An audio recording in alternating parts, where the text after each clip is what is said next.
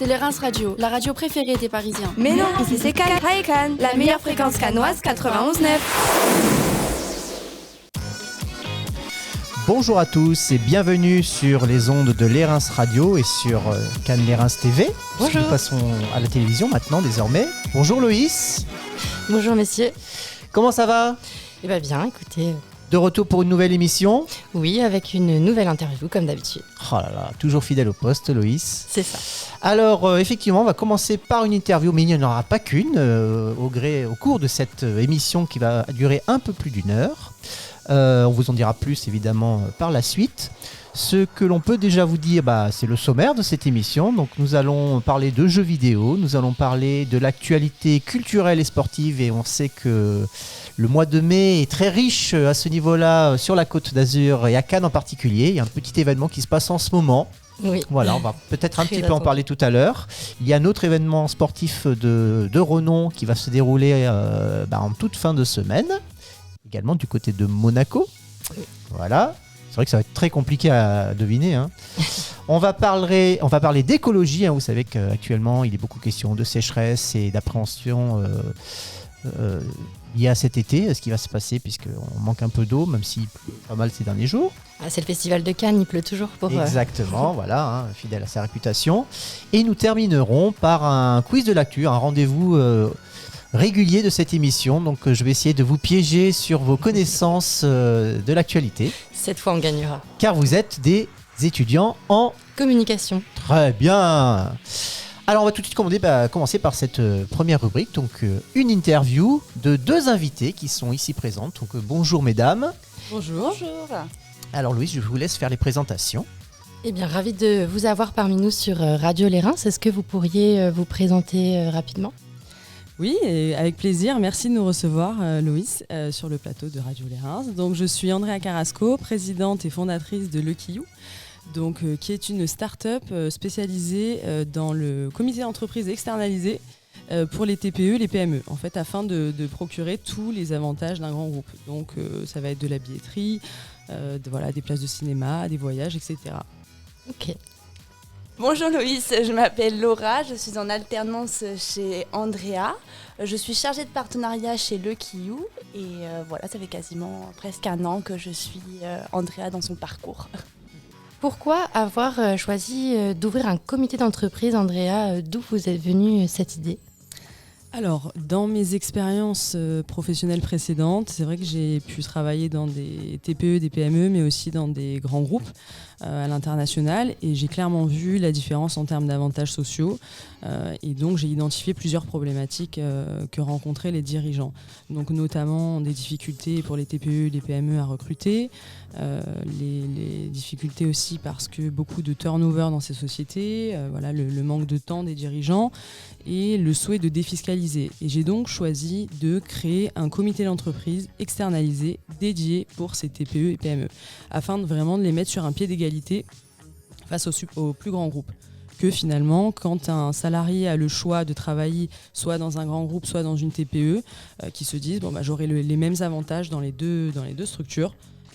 Donc c'est une solution clé en main, sans aucune gestion pour le dirigeant. Et donc, le salarié vient s'identifier et bénéficie de toutes nos offres. Donc, ça permet de faire des économies sur tous les achats du quotidien. D'accord, donc finalement, on part vraiment du désir de contenter aussi bien le salarié que le dirigeant. Et du coup, comment ça se passe alors pour souscrire à Lucky You ? Est-ce qu'il vous faut un nombre d'employés spécifique, un statut particulier ou une localité précise ? Ou est-ce que n'importe quelle entreprise peut vous rejoindre ? Alors écoutez, n'importe quelle entreprise peut nous rejoindre, donc peu importe le nombre de salariés, donc dès un collaborateur, peu importe la localité, parce on travaille finalement avec des entreprises partout en France. Donc on fournit notre solution pour des indépendants, mais aussi pour des TPE et des plus grandes PME. Donc, sur la Côte d'Azur et un peu partout. Alors pour souscrire finalement, c'est très simple. Donc on vient présenter la plateforme et tous nos avantages, donc sur la billetterie, la culture, les divertissements, les voyages. Et donc ensuite, l'entreprise nous fournit un listing et sous une semaine, ils peuvent bénéficier de tous les avantages d'un grand CSE externalisé. Waouh, c'est génial du coup. Donc si je comprends bien, n'importe quel type de société peut bénéficier de vos avantages. Et pour devenir partenaire de Lucky You, alors comment ça se passe? Est-ce que n'importe quelle société peut devenir votre partenaire ou est-ce que vous avez des critères spécifiques? Alors justement, pour nos partenariats, on est dans une démarche qualitative et non quantitative par rapport à nos concurrents parce qu'on ne veut pas inonder la plateforme avec des offres qui ne sont pas pertinentes. Donc on a fait le choix de bien sélectionner nos partenaires, d'ailleurs avec Laura qui est ici parmi nous, qui est notre chargée de partenariat, et donc qui s'occupe de faire une bonne sélection de nos partenariats. En revanche, il n'y a pas de frais pour être référencé sur la plateforme. Donc, si jamais vous avez un commerce, une épicerie ou alors un service de toilettage, vraiment, on est vraiment axé sur les commerces de proximité et que vous souhaitez avoir de la visibilité sans frais, vous pouvez nous contacter. C'est super, finalement votre plateforme profite vraiment à tous, mais du coup j'imagine que développer un concept comme celui-ci n'a pas dû être simple, ce qui m'amène à me demander si vous avez rencontré des difficultés et si oui, lesquelles. Alors, effectivement, c'est vrai que j'ai lancé Lucky You en mars 2020, donc autrement dit en pleine crise du Covid, donc c'est pas le moment le plus évident. Donc il y a eu, ça a été assez long pour lancer la plateforme, pour négocier tous les partenariats. Mais maintenant, on a dépassé le stade des 3 ans et on est super fiers de faire profiter à des milliers de salariés de tous nos avantages. Voilà, on organise aussi des team building sur mesure selon la taille et le budget de l'entreprise. Voilà, on a vraiment une solution avec une plateforme ergonomique, ludique. Donc on est vraiment très fiers d'avoir passé ce cap des 3 ans. Oui, je comprends. Créer une entreprise n'est pas de tout repos finalement. Effectivement. Et sinon, du coup, pour aller un peu plus en profondeur, j'ai eu la chance de venir visiter vos locaux et j'ai pu constater que vous avez recruté des alternants. Pourriez-vous nous en dire plus sur ce choix ?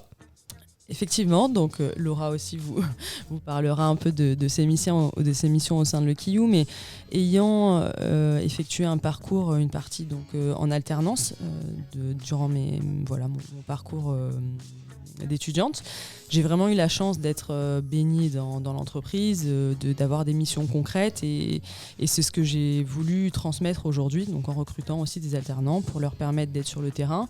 Et je pense que c'est une chance d'être dans une start-up en alternance parce que vous avez une polyvalence qui est très intéressante. Donc peut-être que Laura pourra nous en dire un peu plus. Je confirme, tout à fait. Donc je suis chargée de partenariat, je m'occupe d'accompagner les partenaires, je m'occupe également de la plateforme pour faire la charte graphique des annonces ainsi que les rédiger.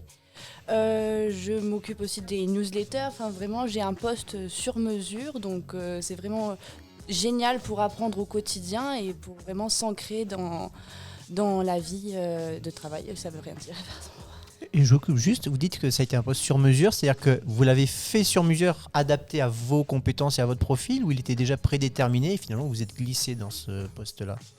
Alors le poste chargé de partenariat était nécessaire, mais avec mes compétences et mon envie, et ma motivation auprès d'Andrea, j'ai pu lui faire partager mes compétences en créant d'autres besoins, alimenter des besoins, d'autres missions, des missions pour que Lucky You puisse encore plus s'épanouir. D'accord. Eh bien, en tant qu'alternante, je suis très touchée par vos réponses et j'espère vraiment que votre mentalité pourra déteindre sur d'autres entreprises. Et du coup, j'imagine que finalement, votre flexibilité fait la différence entre vous et vos concurrents. J'ai d'ailleurs pu constater que vous aviez pas mal de concurrence. Comment vous différenciez-vous ? Alors effectivement, on a de la flexibilité par rapport à des gros concurrents, donc c'est une force pour nous, mais on est aussi sur un tarif accessible qui est à 60 € par an par collaborateur, ce qui fait du 5 € par mois, ce qui permet vraiment à toutes les entreprises, quelle que soit la taille, quel que soit le budget, de bénéficier de tous nos avantages. Donc voilà, c'est vraiment une solution clé en main qui est adaptée à tous et voilà, on a fait aussi le choix d'être dans une démarche de commerce local. comme je vous le disais tout à l'heure. Donc on souhaite vraiment redynamiser le tissu économique local en étant dans les Alpes-Maritimes. Donc on a fait une rubrique spécifique sur la plateforme où les salariés peuvent faire des économies sur leurs achats du quotidien. Donc Laura qui s'en charge d'ailleurs quotidiennement d'aller contacter des épiceries fines, des toiletteurs, des courtiers en immobilier, mais aussi de faire des économies sur des supermarchés, etc. Voilà. Des chocolatiers. Ça permet de faire des économies sur des achats du quotidien. Donc c'est vraiment aussi notre force. Par rapport à nos concurrents, on est dans une démarche locale. D'accord, eh bien merci beaucoup d'avoir répondu à toutes nos questions et j'espère que votre entreprise aura un bel avenir. Je clôturerai juste avec une petite question. Si nos auditeurs veulent vous retrouver ou vous suivre sur les réseaux, où peuvent-ils aller ? Alors merci beaucoup Loïs en tout cas. Et alors ils peuvent nous retrouver donc sur le site lequillou.fr, LUCKYOU.fr ou sur les réseaux sociaux Instagram, Facebook, LinkedIn, lequillou, LUCKYOU-8-CE. Merci. Merci à vous. Merci beaucoup. C'était bien, c'était concis comme d'habitude, Loïs, impeccable, hein, métronome.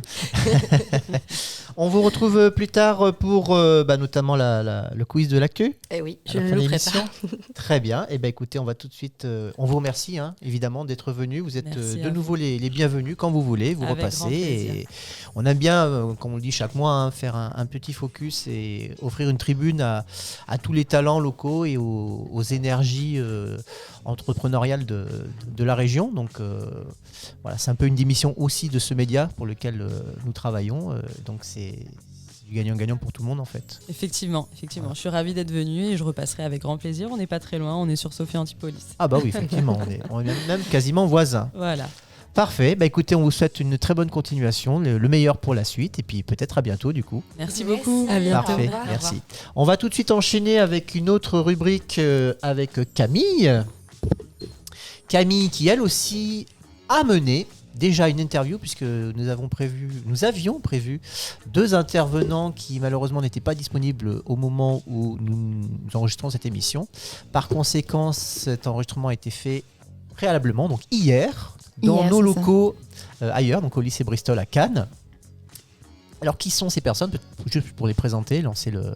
Oui, bien sûr. Alors, j'ai reçu Éric Cheminot et Alexis Deville, 2 joueurs Smash Bros, qui est un jeu sur Switch qui reprend plusieurs personnages et notamment du monde de Mario. Et c'est des jeux de combat en 1v1, voilà. Donc c'est ce qu'on appelle du e-sport. Le e-sport, c'est un sport électronique, donc complètement des compétitions de jeux vidéo.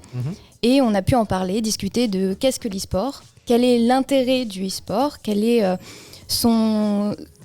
l'impact des plateformes, de la médiation, de la communication dans le développement de ces jeux vidéo et de ces compétitions qui se professionnalisent de plus en plus. Leur avis là-dessus, et étant donné que Eric est notamment un des acteurs de Azura Corporation, c'est lui qui s'occupe du développement, de la communication et des partenariats avec cette team e-sport qui se forme de plus en plus sur la scène azuréenne. Et moi, j'ai été très contente de les recevoir. J'ai eu de très bons retours de leur part. Donc, on est très heureux et j'ai hâte de vos retours et que vous puissiez les écouter. Mais bien sûr, et on les écoute tout de suite. Bonjour à tous, bonjour à toutes. Alors, en effet, on se retrouve pour cette nouvelle interview. Je suis en compagnie de Éric Cheminot et de Alexis Deville. Bonjour à tous les deux. Bonjour, bonjour à toi Camille. Salut Camille. Éric, tu es en master marketing, communication et tu es aussi commercial. Tu as beaucoup de casquettes pour le coup, puisque l'objet de notre rencontre, du coup, c'est l'e-sport. Tu en fais depuis 10 ans maintenant. C'est ça. Tu as fait de la compétition, notamment sur Smash Bros. Mais tu es aussi commentateur lors des tournois. C'est ça. Et tu es l'un des fondateurs de Azura Corporation. Alors, fondateur, c'est pas exactement ça. Je suis plutôt ambassadeur de l'équipe. C'est-à-dire qu'ils m'ont pris pour développer ensuite l'équipe. J'ai d'autres casquettes. J'ai aussi été créateur d'un tournoi. Enfin, de 2 tournois. Je vais en créer d'autres d'ailleurs. Et je suis aussi... je fais de la création de contenu. Donc, je suis journaliste sur la scène e-sportive Smash Bros. Toi, Alexis, tu es joueur. C'est ça. Joueur, on peut dire professionnel ? Non, pas encore. Pas encore ? Ouais, ça ne serait tardé. Combien de compétitions tu as à ton actif ? J'ai fait à peu près, je dirais, une quinzaine de tournois. Ok, c'est déjà beaucoup, c'est déjà pas mal. Ouais, c'est déjà bien. En vrai, dès mon arrivée dans le sud, en fait. Ah oui, dans le sud. Avant, ouais. tu étais où ? À Paris. J'étais côté Paris et j'ai dû faire 2 tournois à tout péter. Et après, j'ai pas aimé l'ambiance là-bas. Ah d'accord. Comment tu es arrivé dans cette activité-là que tu souhaites professionnaliser ? Comment tu as démarré sur cette scène et pourquoi Smash Bros ? Ouais, déjà Smash Bros c'est un jeu qui est accessible. C'est un jeu que beaucoup de personnes jouent ou du moins ont déjà entendu parler dans l'univers gaming. Moi j'y ai joué tout petit, le jeu est venu vers moi, j'ai l'esprit compétiteur étant donné que j'ai fait de la compétition sur beaucoup d'autres sports, donc football, tennis, hockey sur gazon. J'avais besoin de m'exprimer sur ce jeu, donc progressivement je me suis inscrit à une convention. De cette convention j'ai fait quelques contacts qui m'ont amené à des tournois plus professionnels, puis plus professionnels, et ainsi de suite jusqu'à arriver à des tournois internationaux. Ça fait 10 ans que t'en fais. Ouais. Comment tu fais pour ne pas te lasser de ce jeu-là ? En fait, c'est comme dire à un footballeur, comment tu fais pour ne pas te lasser du football ? Ouais. En fait, tu découvres constamment quelque chose de nouveau, étant donné que, déjà, la richesse du jeu. La richesse du jeu fait qu'on a en fait, beaucoup d'axes à aborder. Et en plus de ça, en fait, les joueurs apportent du renouveau à chaque fois. Et ça permet de faire vivre le jeu progressivement. Plus le fait que la licence se renouvelle tous les 4-5 ans. Bon là, on ne sait pas quand est-ce qu'elle va se renouveler la licence. Mais voilà, on est sur le 5e opus. On est sur le 5e opus du jeu qui est sorti dans les années 90. D'accord. Alors pour nos auditeurs, du coup, le jeu se renouvelle. Il y a plusieurs versions du jeu et à chaque fois, ils nous rajoutent des personnages ou des mondes, c'est ça ? C'est ça. Ok. Pour juste comme ça, vous jouez quel personnage ? Vas-y, commence. Moi, je joue Joker, de la licence Persona. Et moi, je joue Ness, qui est un personnage, un petit enfant qui a 13 ans, qui a une petite casquette et qui fait des pouvoirs télékinésistes. Pour revenir à Azura Corporation, c'est une scène qui est très active. Enfin, elle est très active sur la scène azuréenne. C'est ça. Et vous évoluez de plus en plus, vous recrutez de plus en plus. Et récemment, c'est Yorenzo qui a été intégré à l'équipe. Comment tu te lances dans cette carrière ? Comment tu fondes une équipe e-sport pour tous nos jeunes pour qui ce serait le rêve ? En fait, déjà, c'est comme fonder un business. C'est exactement la même chose. Il faut avoir une vision et un business derrière. Où est-ce qu'on va emmener l'équipe ? Dans notre cas, c'est 2 personnes, 2 Niçois, qui adorent l'e-sport et qui voulaient s'investir du temps et de l'argent dedans. Et qui sont venus me voir en me disant voilà Eric, on a besoin de développer notre structure, comment allons-nous aborder les choses. Donc je leur ai présenté différents plans d'axes en fait, pour faire évoluer la structure, donc l'équipe. Quand je dis structure, c'est une équipe comparable à une équipe locale, par exemple l'AS Cannes ou ce genre d'équipe. Pour le football, j'aime bien comparer le sportif et l'e-sportif. Et après, tu t'appliques ce que tu pourrais retrouver dans différents business en fait. Là, mon but, c'était de développer la scène lyonnaise. C'est-à-dire que c'est une scène qui est en dessous de Paris. Donc avec des joueurs qui sont accessibles, mais qui a un niveau qui se rapproche de Paris. Donc après avoir pris quelques Lyonnais et qui sont maintenant dans le top français, je me suis refocalisé ensuite dans le sud en créant des tournois et en ajoutant un créateur de contenu en plus. Plus moi, donc ça fait 2 créateurs de contenu, des tournois. Donc en fait, on a 2 bases de fans qui sont à Lyon et dans la scène azuréenne. Tu parles de toute ton activité pour développer ces teams. Pour toi, en fait, quelle place a la communication, même les plateformes à l'heure actuelle dans le développement de l'e-sport et son internationalisation, disons. Ouais, en fait, c'est une bonne question, ça, parce que y a les résultats sportifs, mais aussi augmenter les fans, c'est super important. On va dire que sur le plan sportif, on n'est vraiment pas les meilleurs. On va dire que dans l'ordre des équipes, on doit être la 15e équipe en France. Par contre, sur le plan communicatif, on essaye d'être au plus proche des fans sur notre manière de communiquer. Donc, on s'est focalisé sur le réseau qui est Twitter, sur tout ce qui va être très technique. En fait, on séparé différents réseaux en fonction de la catégorie. Par exemple, Instagram, qui est un peu plus tout public. Là, on va avoir beaucoup plus d'images de joueurs. Pour ce qui est des TikTok, ça va être des best-of. Donc voilà, en fait, on va utiliser tous ces réseaux en fait, pour montrer ce qu'on sait faire, ce qu'on peut faire, et pour attirer de plus en plus de personnes qui vont ensuite attirer de plus en plus de sponsors et ainsi de suite. Smash Bros, FIFA et NBA qui sont les jeux où vous constituez des teams, c'est des jeux qui se jouent en 1v1. C'est ça. C'est ça. Du coup, quel est l'intérêt en fait de former des teams et d'avoir comme Azura Corporation des groupes, et comment se passent les entraînements pour ce genre de joueurs? Ouais, en fait, c'est comparable aux sportifs. En fait, se regrouper, ça permet de créer des liens, ça permet de développer une exposition pour ces joueurs, que ce soit donc l'exposition sur le réseau, mais aussi financier, parce qu'on va leur apporter de l'argent pour qu'ils puissent se déplacer. La particularité de notre jeu Super Smash Bros, c'est qu'il n'y a pas de tournoi online. En fait, tout se fait en offline, donc en vrai. Donc forcément, c'est un budget et on doit maintenir ce budget pour que les joueurs puissent s'exprimer librement en fait, sur la scène.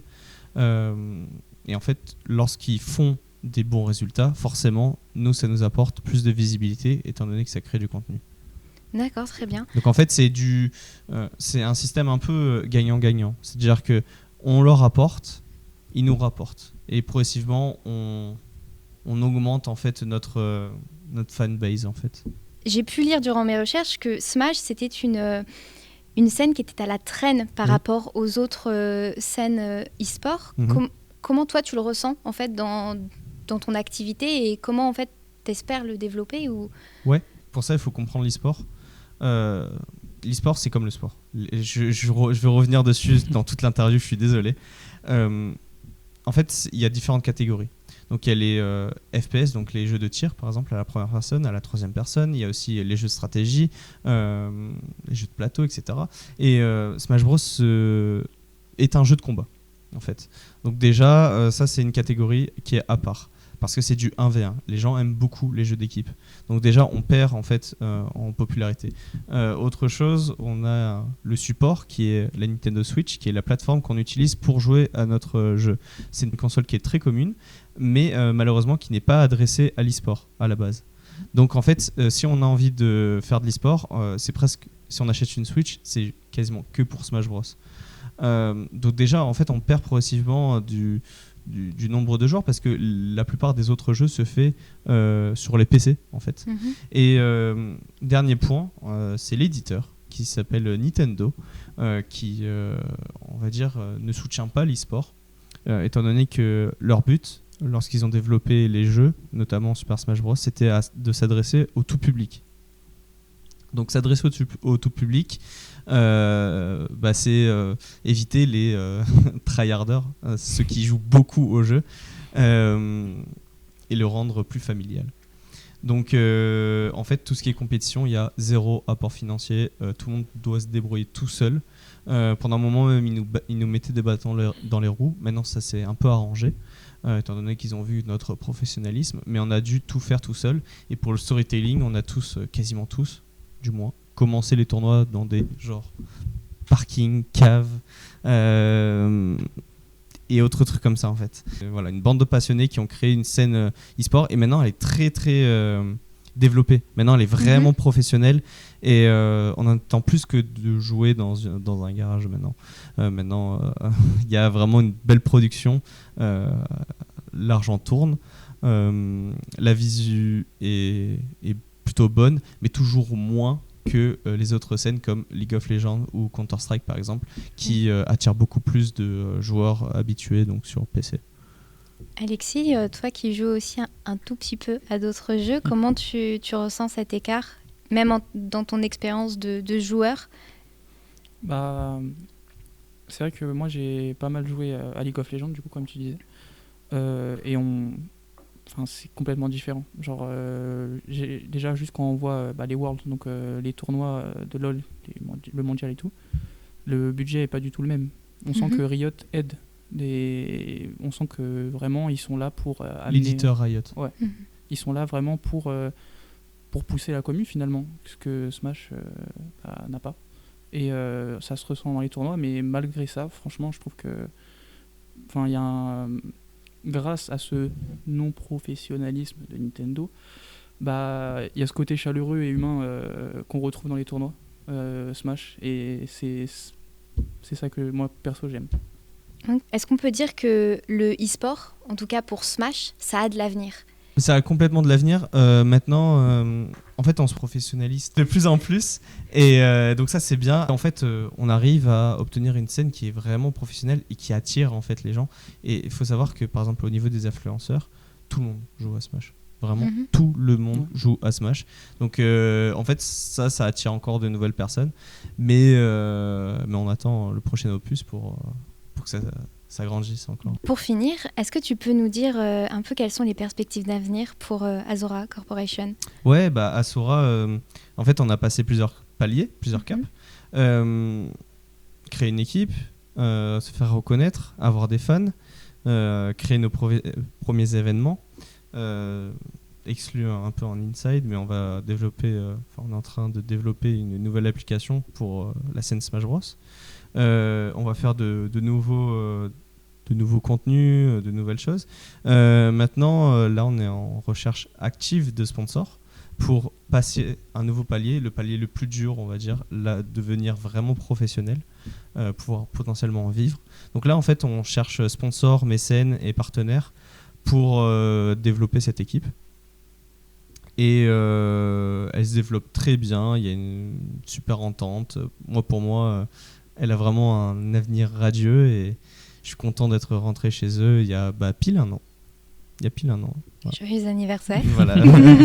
Merci. Merci beaucoup à tous les deux pour Merci cette super interview. On se retrouve très très vite sur les Reims Radio et sur Cannes les Reims TV. Voilà, écoutez, merci Camille pour cet entretien fort riche. J'espère effectivement que ça va générer un petit peu d'interaction auprès de nos auditeurs. Donc n'hésitez pas à nous contacter sur nos réseaux. Oui, bien sûr, nos réseaux. ICANN Off sur Instagram ou sur Twitter ou sur Facebook ou sur LinkedIn ou on est même sur TikTok. Donc n'hésitez pas à vous manifester et à nous faire part de vos commentaires. ICANN sur les Reims Radio. Tu veux de l'actu et bien plus encore? Turn it up. Tu es bien sur la fréquence cannoise 91.9. De retour dans ICANN, l'émission mensuelle du BTS Communication ICANN, précisément du même nom. On va tout de suite parler de festivités. Nous sommes au mois de mai. Et qu'est-ce qui se passe au mois de mai à Cannes? Il se passe, attention, festival de... Ah, attendez, le jingle. Voilà. Alors c'est quoi le Festival de Cannes? Parce que tout le monde en parle, c'est l'événement culturel médiatisé numéro 1 au monde. Rendez-vous compte? On est la capitale du monde pendant 10 jours. Ah bon? Le monde ne parle que de nous là. Vous vous rendez même pas compte? De malade. Et ça dure depuis des années et des années. Alors vous allez nous parler, nous vulgariser un petit peu ce Festival de Cannes, parce que beaucoup de personnes connaissent de renom, mais ne connaissent pas forcément ce qui se passe pendant le Festival de Cannes. Donc vous êtes là pour nous éclairer. Allez, on vous écoute. Ça. Et oui, donc le Festival de Cannes est donc l'un des événements les plus prestigieux donc, du monde, comme on disait, qui se déroule donc chaque année sur la Côte d'Azur française. Donc cette année, le festival a lieu donc du mardi 16 mai au 27 mai. Alors donc, personnellement, j'ai remarqué que trop peu de personnes ne savaient réellement donc ce qui se passait au Festival de Cannes, donc son déroulement. On va donc être votre guide aujourd'hui. pour tout comprendre. Donc en fait, Cannes, c'est pas juste la montée des marches et le tapis rouge. Ah On est non, d'accord. C'est ça. Ça, c'est presque un détail finalement à côté de tout ce qui se passe. C'est clair. Donc tout commence le 16 mai avec donc l'ouverture du festival. Cette année, son film donc, qui est hors compétition, c'est donc Jeanne du Barry, oui. de Maïwenn. Alors, Film ainsi tout français. d'abord. Oui. Ainsi tout d'abord, nous avons la compétition principale, la compétition officielle où des films concourent pour remporter la Palme d'Or, la récompense la plus prestigieuse du cinéma, du festival. Donnée par un jury, le jury de cette année présidé par le réalisateur Ruben Östlund, mais aussi composé de personnalités du cinéma de renommée internationale telles que Brie Larson, Denis Ménochet et Julia Ducournau. Ducournau qui a été palmé il y a 2 ans, si je ne me trompe pas, avec le film Titane qui avait fait polémique à l'époque. Le comité de sélection du festival choisit un ensemble de films à présenter. Ces films sont généralement divisés en différentes sections. Donc la compétition officielle. Après, on y retrouve donc aussi une compétition qui s'appelle donc Un certain regard. Oui. Avec donc, toujours au Palais des Festivals. Toujours, oui. Après, donc le film de clôture, donc il y a plein de films, on va pas tous vous les nommer, mais donc le film de clôture... Il y a une 20aine de films, je crois, en compétition. Il y en a énormément. Sachant qu'ils en reçoivent, je crois, autour de 4000 dans l'année. Et qu'en fait, ils reçoivent tellement de films à voir pendant l'année qu'ils ont tout un comité et que chacun se répartit un nombre de films à voir et qu'ils passent quasiment leur journée à voir des films, finalement, toute l'année. Oui. C'est incroyable. Le rêve. Donc voilà, ça c'était pour la compétition Un certain regard. La troisième... rapidement, puisqu'on est toujours sur le Palais, vous savez aussi qu'il y a des séances et des films qui sont présentés donc toujours en avant-première mondiale, c'est logique, mais il y a aussi des films qui ne concourent pas à la Palme d'Or. Non, vous avez ce qu'on appelle des séances spéciales, vous avez les séances de minuit, vous avez... voilà. Comme Top Gun l'année dernière. Tout à fait. Donc la troisième catégorie est la quinzaine des réalisateurs. On y retrouve... Devenu qui a été renommé cette année quinzaine des cinéastes, puisqu'ils incluent également des documentaristes, donc ça n'est plus que de la fiction. Oui. La dernière catégorie, c'est la semaine de la critique. On y retrouve aussi de nombreux films. Alors tous ces films sélectionnés sont projetés dans des salles de cinéma spéciales à Cannes. Les projections sont ouvertes à différents publics, tels que le membre de l'industrie cinématographique, les médias, les professionnels du cinéma et le grand public. Voilà. Mais tout est sur invitation ou sur badge. C'est ça. Donc vous ne pouvez pas rentrer au Palais des Festivals, en clair, si vous n'avez pas une invitation ou une accréditation. Exactement. Alors vous avez parlé des sélections, il y a d'autres sélections encore moins connues, mais qui existent également au Festival de Cannes. Vous avez par exemple le cinéma des Antipodes, donc consacré à des films qui ne seront pour la plupart jamais édités en DVD ou visibles sur le sol français ou européen, donc qui ont été faits en Nouvelle-Zélande ou en Australie par exemple. Vous avez aussi la compétition Acide, donc avec des films réalisés par des cinéastes indépendants, donc qui ne passent pas par des grosses firmes par exemple. Et puis vous avez des petites sélections, et puis vous avez aussi les projections de la plage.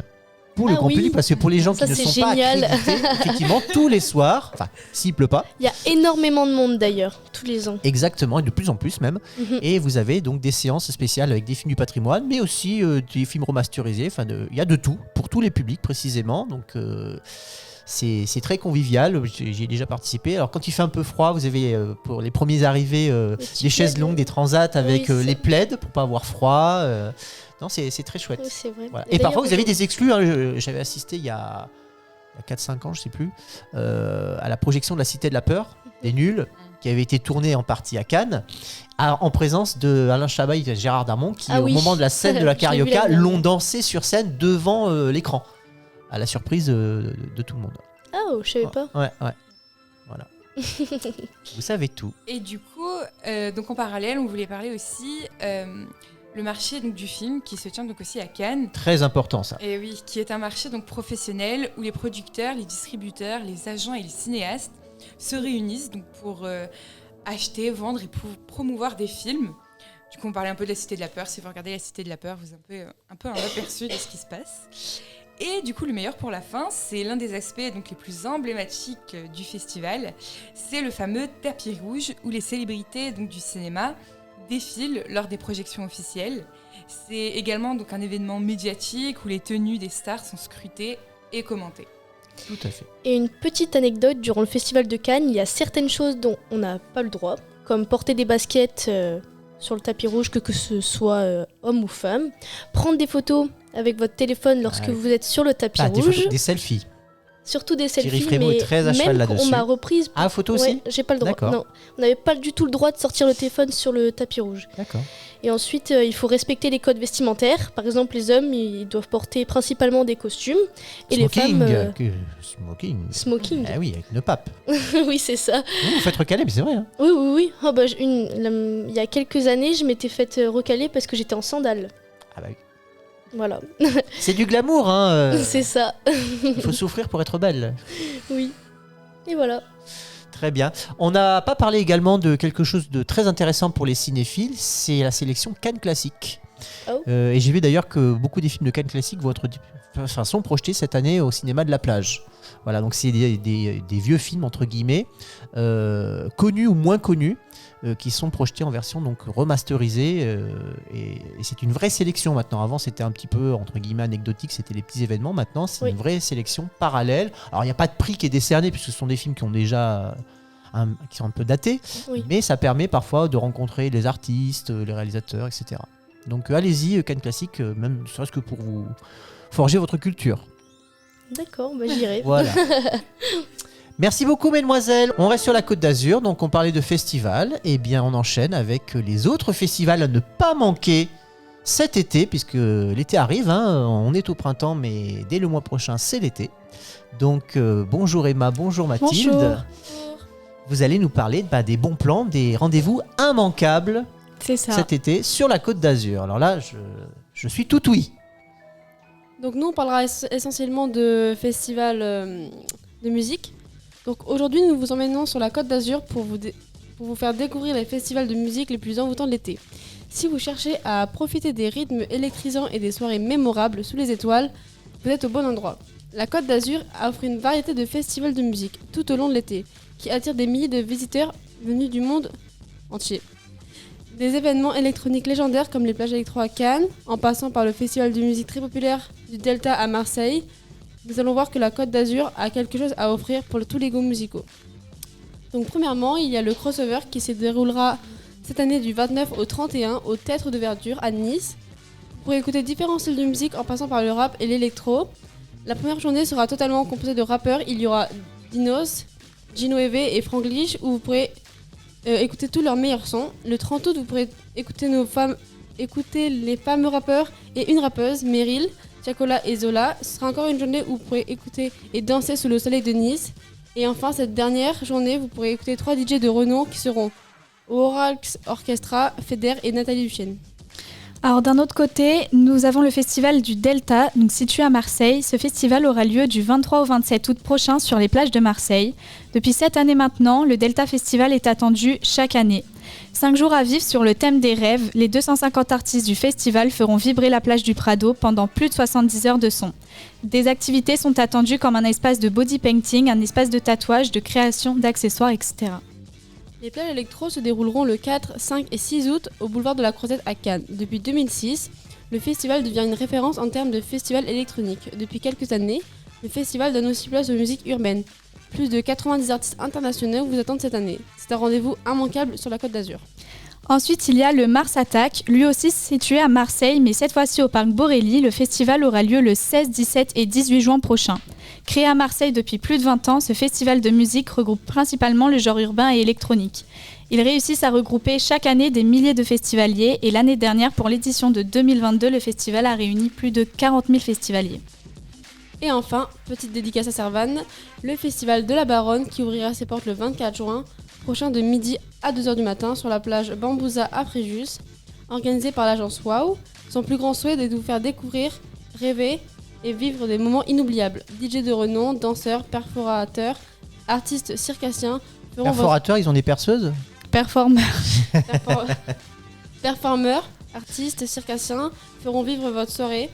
Le festival de la Baronne vous réserve bien d'autres surprises, alors n'hésitez pas à venir découvrir leur univers. Pour conclure, ces festivals de musique sont bien plus que des simples événements. Ce sont des rendez-vous uniques et immanquables où la musique transcende les frontières, les genres et les différences pour rassembler des milliers de personnes dans une célébration commune. Merci beaucoup les filles. On enchaîne sans plus tarder avec un autre événement. Non, ça n'arrête pas en ce moment la Côte d'Azur. Hein. Un autre événement qui se déroule pas très loin d'ici finalement. Hein. On était à Cannes, on va juste parcourir quelques kilomètres. On va se retrouver du côté du Rocher Monégasque à Monaco pour un petit événement tout petit qui va arriver. Bonjour Stéphanie. Bonjour Julien. Un événement de rien du tout. Bonjour Pauline. Rebonjour. Alors là, on va parler de... Ah, attention, un petit bruit qui arrive. Quel bruit! Alors, je pense que vous avez compris, nous allons nous plonger dans l'univers palpitant du sport automobile et explorer l'un des événements les plus prestigieux du calendrier. Bien évidemment, on parle du Grand Prix de Monaco. De Formule 1, bien sûr. De Formule 1. Oui, parce qu'il y a plusieurs Grands Prix de Monaco. Il y a le Grand Prix de Formula I qui s'est déroulé il y a quelques semaines. Donc il faut préciser le Grand Prix de Monaco de Formule 1. De la même façon que quand on dit Festival de Cannes, on dit Festival international du film de Cannes. Je vais y arriver, merci. Donc le Grand Prix de Formule 1 de Monaco est bien plus qu'une simple course automobile. C'est une institution, une légende de la Formule 1. Son histoire remonte donc à 1929, lorsque les rues sinueuses de la Principauté ont accueilli pour la première fois cet événement exceptionnel. Depuis, les pilotes les plus talentueux se sont succédés sur le célèbre circuit monégasque. Alors, le tracé du Grand Prix de Monaco, il est unique. Pourquoi ? Parce qu'il est niché entre les buildings et les yachts luxueux du port de Monaco. Il s'étend sur un peu plus de 3 km et donc c'est un circuit court. Il est célèbre pour ses virages étroits, ses tunnels sombres et ses lignes droites courtes. Demande une concentration extrême et une maîtrise parfaite de la part des pilotes. C'est un véritable défi technique où chaque erreur peut coûter cher. Au fil des décennies, le Grand Prix de Monaco a été le théâtre de moments inoubliables. Effectivement, Pauline, tu as raison, c'est un véritable terrain de jeu pour les pilotes de F1, où se sont déroulées des batailles épiques, des accidents spectaculaires et des exploits mémorables. Bah oui, par exemple, l'une des rivalités les plus légendaires de l'histoire de la Formule 1 s'est jouée entre Ayrton Senna et Alain Prost. Leur rivalité culmina en 1988 lorsque Senna força Prost à abandonner lors d'une manœuvre audacieuse dans le célèbre virage de la piscine. Le duel donc entre ces deux titans est resté dans les mémoires, symbolisant la passion, l'engagement et la compétition automobile. Le Grand Prix de Monaco est également synonyme d'exploits incroyables. Certains pilotes ont réussi à dompter le circuit monégasque avec une maîtrise exceptionnelle. Je pense particulièrement à Graham Hill, connu sous le nom de Monsieur Monaco, qui a remporté cette course emblématique à 5 reprises. Bien évidemment, il a égalé le record d'une autre légende, celle de Michael Schumacher. Mais la palme des victoires revient quand même à Senna avec victoires en 1987, 89 et de 90 à 93. Mais le Grand Prix de Monaco ne se limite pas à une compétition automobile. C'est également un événement majeur sur le plan publicitaire et bien évidemment touristique. Les marques les plus prestigieuses se bousculent pour être associées à cette course mythique. Les yachts dans le port de Monaco se parent de leurs plus beaux atouts et les célébrités du monde entier se pressent dans les tribunes pour assister à cet événement de renommée mondiale. Et l'une des marques les plus emblématiques présentes lors du Grand Prix de Monaco est évidemment Rolex. En tant que partenaire officiel, Rolex bénéficie d'une visibilité exceptionnelle sur donc, la ligne de départ et d'arrivée. Cette association entre le luxe et la précision des montres Rolex et l'élégance du Grand Prix de Monaco est un exemple de la puissance publicitaire de cet événement. Oui, et puis c'est une très très belle association. Ensuite, on a une marque qui a profité de la renommée du Grand Prix pendant des années, et c'était jusqu'en 2021 bien évidemment, je pense au champagne Mumm. Cette marque de champagne de luxe a été le partenaire officiel des célébrations sur le podium. En fait, à chaque victoire, les pilotes s'aspergeaient de champagne Mumm, créant ainsi des images iconiques de joie et de célébration. Donc très profitable pour la marque Mumm. Cela a permis de se positionner comme le choix des champions et à renforcer son image de marque associée à la victoire et à les célébrations. Après, donc, en dehors du circuit lui-même, le Grand Prix de Monaco est également l'occasion pour les entreprises de mettre en place des opérations de marketing et de relations publiques avec donc, des soirées, des événements. Cela permet aussi aux entreprises d'interagir avec les célébrités, les pilotes et les décideurs influents, renforçant ainsi donc, leur réseau professionnel et leur visibilité médiatique. Et tout à fait. En plus de son aspect publicitaire, le Grand Prix de Monaco offre également aux spectateurs une expérience unique. Les rues de la Principauté se transforment en un véritable théâtre de la vitesse où l'ambiance électrique et l'excitation sont palpables. Les fans peuvent admirer de près les voitures les plus rapides du monde tout en profitant du cadre idyllique offert par la Côte d'Azur. Alors, si vous avez l'occasion de vous rendre à Monaco lors du Grand Prix, n'hésitez pas à saisir cette opportunité pour une expérience inoubliable. Merci beaucoup Pauline et j'en profite pour remercier bien évidemment mes filles, mes amis, mes élèves aussi qui l'année dernière m'ont offert ce Grand Prix. Ouais, tu t'es placé où d'ailleurs ? Ah, je ne te le dirai pas. Je peux le dire ? Vas-y. Au niveau de la piscine, donc c'est un des virages les plus emblématiques évidemment. Et je ne sais pas qui avait choisi ces places, mais elles étaient exceptionnelles. Donc si vous avez l'occasion, je rejoins vraiment Pauline à saisir vraiment. Hi. Tu veux de l'actu Made in Cannes ? Culture, loisirs, sport et bien plus encore. C'est sur l'Erens Radio avec l'émission High Cannes sur le 91. Et en DAB+, sur tout le littoral. Et de retour sur les ondes de l'Erens Radio pour la dernière partie de High Cannes, émission de mai. Rebonjour Lola, rebonjour Pauline et bonjour Servane. Bonjour monsieur. Bien entouré Servane. Oui. Comme équipe de choc. Alors c'est l'avant-dernière rubrique déjà de cette émission. On va parler d'écologie et de sécheresse. Et oui, parce que nous sommes sur la Côte d'Azur. C'est très important. Et oui. Et donc avec l'été approchant et les chaleurs qui vont aller croissantes, il va falloir nous adapter pour ne pas trop consommer et gaspiller d'eau. Et vous avez donc des choses à nous dire à ce sujet. Conseil. Alors si je vous dis vacances, vous pensez à quoi ? Le Sud. Ouais, le Sud, c'est ça. C'est normal, le Sud a su mettre à profit sa belle mer Méditerranée qui constitue son prestige. Cependant, notre belle Provence Alpes-Côte d'Azur est régulièrement touchée par des épisodes de sécheresse, en particulier pendant les périodes estivales. Il faut donc bien comprendre toutes les préventions et faire attention lorsque l'on vit là-bas. Ces dernières années, la région a connu des épisodes de sécheresse particulièrement sévères, qui ont eu des conséquences importantes sur l'agriculture, l'environnement et la vie quotidienne des habitants. En 2020, la préfecture des Alpes-Maritimes a ainsi déclaré l'état de catastrophe naturelle en raison de la sécheresse et des mouvements de terrain qui ont résulté. La sécheresse est un problème récurrent dans certaines régions du sud de la France. Voici donc quelques conseils pour faire face à cela. Donc, par exemple, vous pouvez donc adopter des attitudes qui permettent de réduire votre consommation d'eau. Donc, par exemple, limiter les douches longues, fermer les robinets lorsque vous ne les utilisez pas, ce genre de choses. Il faudrait aussi installer un système de collecte d'eau de pluie pour arroser votre jardin ou vos plantes en période de sécheresse. Cela permet d'économiser l'eau potable et de réduire la pression sur les ressources en eau locale. Donc par exemple, vous pouvez opter pour des plantes qui nécessitent moins d'eau et qui sont donc adaptées aux conditions de sécheresse de la région.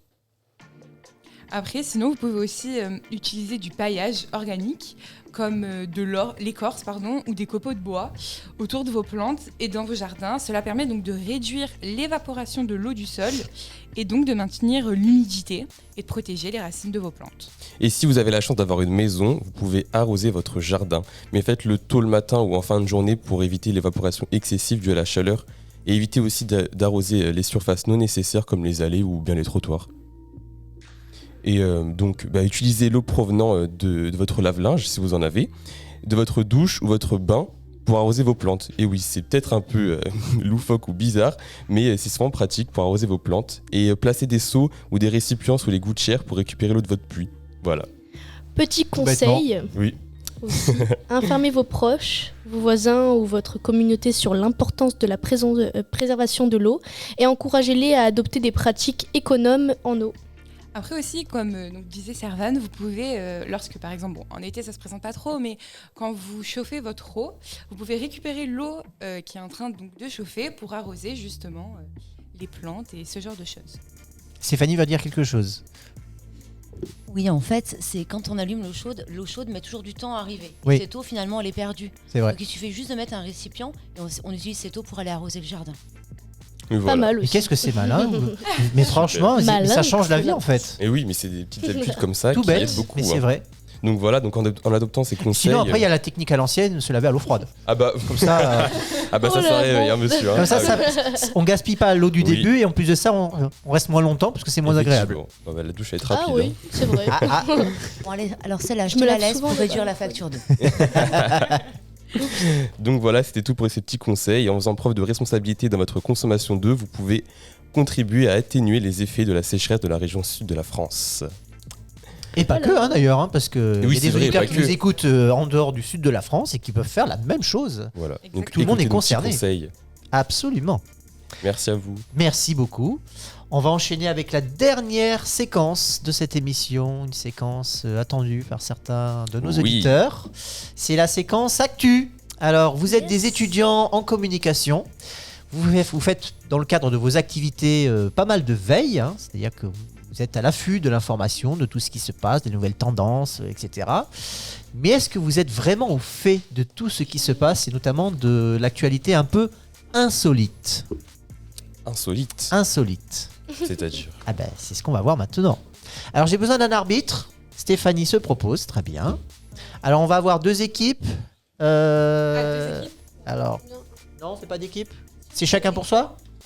Trois équipes. Ah, trois équipes carrément. 1, 2, 3. Ouais. Allez, 1, 2, 3, nickel. allez, 1, 2, 3. Donc l'équipe de Lola et Emma, l'équipe de Servane et Mathilde, Ouais. c'est ça. Et l'équipe Pauline, Loïs et Anthony. C'est ça. Allez, Check le boss. Chaud patate. tout le monde est prêt? On Ah. rappelle juste peut-être la règle. Alors la règle, oui. Stéphanie, en bon arbitre. Alors, en bon arbitre que je suis, vous levez la main, d'accord? D'accord, Et madame. c'est Monsieur Bonfanti qui dit qui peut répondre. C'est ça. N'est-ce pas Et- Mathilde? Et on parle en face du micro. Voilà, Mathilde. et si la bonne réponse est donnée, Oui. le point est accordé. Voilà. Sinon, ce sont les deux autres équipes qui peuvent répondre, et uniquement les deux autres. On ne peut pas reprendre la parole directement. Merci. Très bien, c'est parfait. Allez, on y va? Chaud patate. Attention, et on ne triche pas avec son Allez, téléphone ou avec sa tablette. On pose tout. Première affirmation, elle est facile.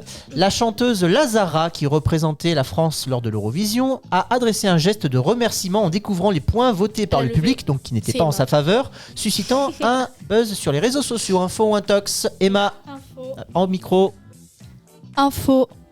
Est-ce que tout le monde est d'accord? Je suis pas Oui. sûr. Il peut dire un texte, Ouais. hein, ça doit être- C'était un geste de remerciement qu'elle a adressé? Intox. Non. Intox. Ah, Moi, alors? je dirais non. Merde. Ah, donc vous n'avez pas vu ce qu'elle a fait? Non, j'ai pas vu. Ah, ouais. Ah, alors c'est quoi, Intox. Anthony? Micro. C'est un doigt d'honneur. C'est un doigt d'honneur, effectivement, qu'elle a fait face caméra quand tu lui as Hyper montré sympa. le vote du public qui lui J'ai était pas bien vu. favorable. Ah, j'ai raté ça. Eh oui. Et ça fait le buzz sur les réseaux, justement. Ah ouais. C'est Anthony qui a le point. Et c'est pour la France. Elle représente la France. Et représenter la France. Alors qu'elle est canadienne, Non, on je l'a crois. dit avant avec. Ah, Mais bon. j'ai vraiment dit info, mais.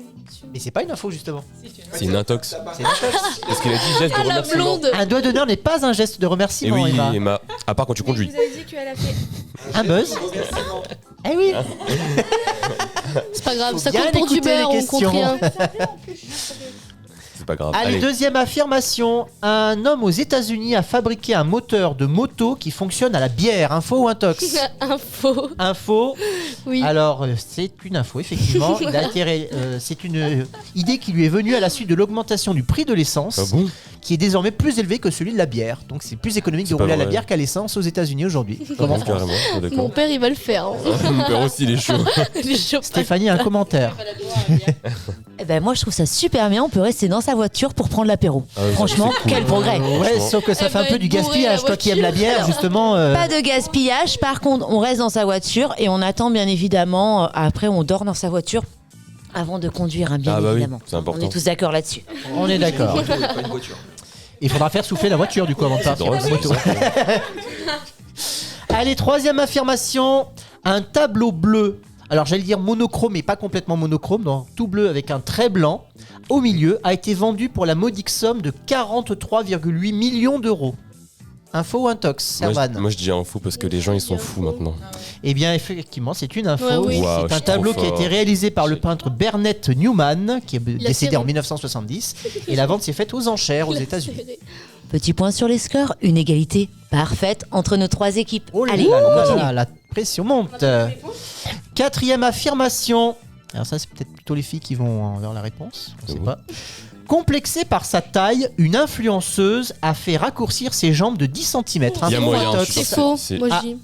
Faux. Moi, j'ai un faux. Moi je dis info. Info. Les gens sont fous. Info. Info. Et vous donc, c'est faux? Oui, intox. Intox. Eh bien, effectivement, c'est une intox. Voilà. C'est une influenceuse J'ai eu peur. allemande, donc Theresia Fischer, qui n'a pas fait raccourcir, mais rallonger ses Rallonger. jambes de Ah 14 ouais cm. Tu peux pas péter Mais tes non. os. Complexé par sa taille. On peut faire ça. Bah, apparemment. Si elle met une balayette, je suis morte. Allez, on continue. Plus près de nous, près de 500 personnes ont fait la queue en pleine nuit, en plein cœur de Nice. Info, Vrai. intox. Et Ah, si mais info, oui, oui. Et je n'ai pas fini. Et si info, pourquoi? Je sais ce Anthony. que c'est. La queue pour acheter le nouveau Zelda. Ah Très bien, non, bravo. je vais le dire, je savais. Moi je sais. Micromania, ils ont ouvert les portes C'était tard dans la nuit, à sur minuit, l'avenue je Jean crois. Médecin, C'est exactement. des ouf. Vous êtes des foufous les gens quand même. Hein. C'est ça. Vous êtes On va des plus attendre foufous. le matin. Moi, je m'en fous. Vous êtes fan de Zelda. T'es fan toi? Oh, purée, ils sont... On continue. Nouvelle affirmation. Donc, Carnet Rose, l'acteur Robert De Niro vient d'être grand-père pour la 7e fois. Info ou Vrai, intox? info. Info. Info. Oui. Ça y est. Info. Info. Eh ben non, c'est une intox. Il n'est pas grand-père, mais père pour la Mais non. 7e fois, à c'est 79 ans. Ah bon? Eh oui. Par contre, on ignore Eh ben, qui est la mère. Il Ah, mince. est chaud Ouais. lapin, Il a fait celui-là. des J'imagine choses qu'elle n'a pas pas- 79 ans. Oh, c'est pas vrai. Des papas. Oh mon Dieu. Alors, Il y a autre pas d'âge, annonce, hein, j'en profite, vous avez peut-être appris aussi que l'actrice Virginie Efira est également enceinte à 46 ans. Oui. Eh Ah, oui. ça, je sais pas. Voilà. Son petit César. On Le petit continue. César ou le César? Donc pas de point là. Hein.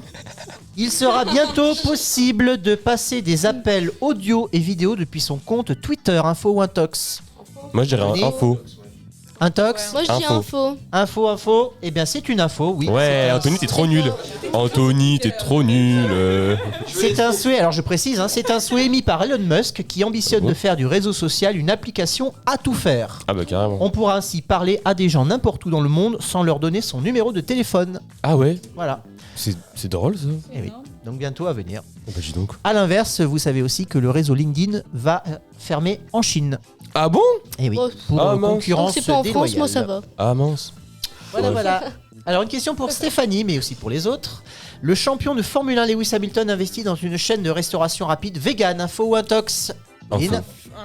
Moi, j'ai Intox. intox. Info. Je suis pas au courant. Donc Info. Et c'est une info. Allez c'est une bim info. dans vos dents, vous êtes Et trop voilà. Mais c'est nuls. vegan, elle aurait pu le savoir. Alors elle, comment quand même. s'appelle la chaîne, Stéphanie? Alors la chaîne s'appelle Neat Burger, en français Burger Chic. Elle a ouvert J'en ai jamais entendu parler. le 2 septembre 2019 à Londres, mais 13 autres restaurants vont suivre en Grande-Bretagne et aux Londres. États-Unis en 2025 aux États-Unis, ainsi qu'une centaine d'autres dans le monde par la suite. Donc c'est pas pour tout de suite. Ah bah dis donc. La chaîne va proposer majoritairement des burgers vegan composés de steak au pois Stylé. et de au pois, moi, j'adore, hein. fromage, De fromage. de fromage, donc de Pas fromage sans fromage, lait. c'est fromage. Alors le fromage, vous en trouvez dans tous les supermarchés. Ah bon? Voilà. Jamais vu. Ah bon? Eh ben oui. Et à noter également, pour être tout à fait complet, que ce n'est pas le premier sportif ou la première personnalité à se lancer dans ce genre d'activité, puisque Novak Djokovic a ouvert son restaurant vegan à Monaco. Oh, je veux y Et aller. Jessica Chastain investit dans son On va y aller. Impossible Burger. Donc vous voyez qu'il y a beaucoup d'émules par rapport à ces activités. On en est où, Stéphanie, dans les scores? On est sur Alors, l'équipe de Lola, 3 points. L'équipe de Pauline, 2 points. L'équipe de Servane, 1 point. aïe aïe aïe aïe aïe. Allez, encore 2 questions et un bonus. Allez hop. On reste dans le sport et on reste dans la Formule 1. La Formule 1 propose de vivre des grands prix grâce à une croisière. Info ou intox? Intox. Info. Intox. Info. Info, absolument. Allez. Donc ce sera pas pour tout de suite, mais c'est à partir de la fin de l'année, donc au dernier Grand Prix à Abu Dhabi, un paquebot dédié On peut parler, moi. et qui va se généraliser en 2024. Donc dans le cadre d'un accord avec la Formule 1, MSC Croisière va Oh, carrément. positionner des navires à quai tout au long de certains qui avait week-ends coulé. de Grand Prix, donc au bord de la mer, on imagine, Oui, t'avais cool. pour offrir une expérience d'hospitalité unique du circuit au navire. Ah bon, c'est drôle ça. Voilà. L'empreinte écologique. Vous êtes cher le billet quand même. Hein. Oui, voilà. C'est pour les riches, ça passe. Ouais, c'est vrai. Allez, dernière. C'est bien Monaco. Le président chilien, le président de la République chilienne, s'est coincé dans un toboggan pour enfants lors d'une promenade avec sa femme qu'il a voulu épater. Info ou intox? Info. Info. Intox. Intox. Moi, je dirais info. C'est Et drôle. info, effectivement, il y a une vidéo Trop qui drôle. circule sur Twitter où vous voyez le président chilien qui est dans un toboggan qu'il n'arrive pas à se sortir. Voilà. Oui. Stéphanie, un commentaire? Absolument pas. Allez, un dernier pour départager tout le monde. Alors, le dernier, attention, on fait 4 pour Lola, 2 Servane, 2 Pauline. Donc, alors, moi, je propose vraiment vous, allez-y. Chaud patate. Allez. Doucement, non? Alors, c'est pas un fond intox, c'est une devinette. Quel est le jeu vidéo le plus cher de tous les temps? Tous les temps. Ouais. Oh, Anthony. Oh là là. Alors, je crois que c'est Train Simulator. Non. Moi, je dis Call of Duty. Non. C'est pas GTA? Ah, bien. Ah. C'est GTA 6. Mon jeu préféré, j'ai 3 qui Plus sortent. entre 1 et 2 milliards de dollars C'est pas vrai. investis par Rockstar Games. Absolument. Eh bah, dis Source J'ai trop hâte d'y jouer. D'Exerto, pardon, C'est le gaming. coût de production, monsieur. hein. Attention, hein, c'est pas le Ah, cher de tous les temps. voilà. Ah non, pas à l'achat, oui, à l'investissement, à la création. Bah oui. Ah oui, parce que du coup, moi j'ai compris autrement. Ah. Ouais. Il est malin, il est malin. Alors, ils sont tous très malins. On va regarder les scores, mais franchement, bravo, parce que finalement, vous avez répondu à toutes les questions. C'est vrai. Donc, vraiment, on vous félicite. On est très, très fiers de vous. Vous êtes de bons étudiants de com, c'est bon, on peut vous garder. Et ouais. Allez, on donne quand même les résultats. Allez. Équipe de Lola et Emma, bien évidemment. On vous félicite, Oh, le suivi de Servane et Mathilde. Et enfin, Anthony, Pauline et Loïs. Et bravo à tous. Eh bien, c'était la fin de cette émission de ICANN, édition de mai. On se retrouve le mois prochain, ça va arriver très vite. Allez, on vous souhaite une très belle journée. Au revoir. Et puis on vous dit à très vite. L'actu Made in Cannes. ICANN, tous les mois sur les Reims Radio Côte d'Azur.